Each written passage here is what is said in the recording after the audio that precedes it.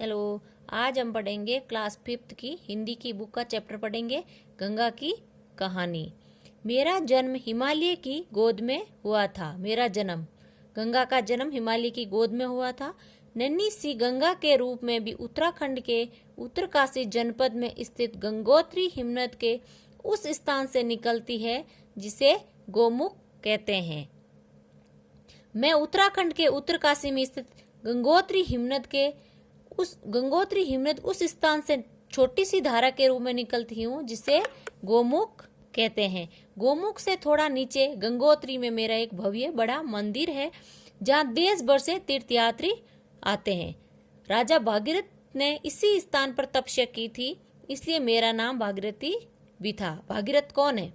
भागीरथ जिसने तपस्या की थी इस स्थान पर, इसी कारण गंगा का नाम भागीरथी पड़ा। यहाँ से मैं नीचे ढुलकती नीचे चली और मेरा रूप और निखरने लगा। निखरने मतलब अच्छा होने लगा। पहाड़ों को चीरती काटती हुई, चट्टानों से टकराती, उछलती कूदती मैं आगे बढ़ती गई। फिर देवप्रयाग में मुझसे अलकनंदा नदी आ मिली। ऋषिकेश पहुंचने पर मैं मैदान में उतर आई। यहाँ मेरे किनारों पर साधु संतों महात्माओं का आश्रम है। बहुत से नगर मेरे किनारों पर बसे हुए हैं। कई कारखाने खुल गए हैं। इन सब को मैं पानी पहुंचाती हूँ। ऋषिकेश और हरिद्वार मेरे किनारों पर बसे तीर्थ हैं। यहाँ का प्राकृतिक दृश्य और वातावरण बहुत शांत है। हरिद्वार में हर 12 वर्ष के बाद कुंभ का मेला लगता है और हरिद्वार के पास से एक नहर निकलती है जिसे गंगा नहर कहते हैं। लाखों एकड़ भूमि को सींचती हुई ये नहर उत्तर प्रदेश के कानपुर जनपद पहुंचती है। हरिद्वार के पास एक नहर निकाली गई है जिससे वहां के आसपास के किसानों को मतलब अपनी भूमि को वो सींचते हैं। और मैं घूमती घामती कानपुर पहुंच जाती हूँ। कानपुर भारत का क्या है? प्रसिद्ध औद्योगिक नगर है।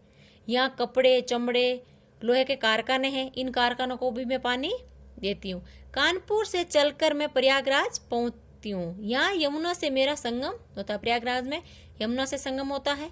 इस संगम पर भी प्रत्येक 12 वर्ष के बाद कुंभ का मेला लगता है और इस मेले में देश के कोने कोने से लाखों लोग आते हैं। मैं फिर आगे बढ़ती हूँ। चलते रहना, बहते रहना ही मेरा काम है।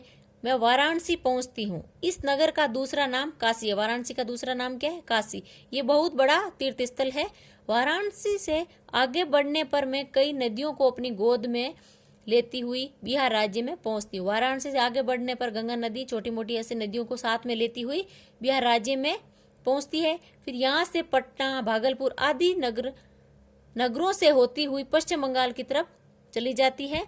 पश्चिम बंगाल में मेरी 2 धाराएं हो जाती। एक धारा बांग्लादेश की तरफ चली जाती है, उसको पद्मा कहा जाता है। दूसरी कोलकाता की तरफ जाती, उसे हुगली कहा जाता है।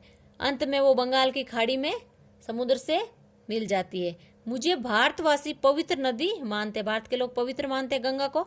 गंगोत्री से निकलते समय मेरा चांदी जैसा रूप चमकीला एकदम स्वस्थ होती है, किंतु मुझे दुख है। काशी मतलब वाराणसी पहुंचते पहुंचते मेरा चमकीला रंग मटमेला गंदा हो जाता है, क्योंकि कारखानों व शहरों का गंदा पानी गंगा में आता है और गंगा दूषित हो जाती है। लेकिन मुझे अब इस बात की प्रसन्नता है कि अब लोग जागरूक हो गए और मेरी तरफ ध्यान गया है।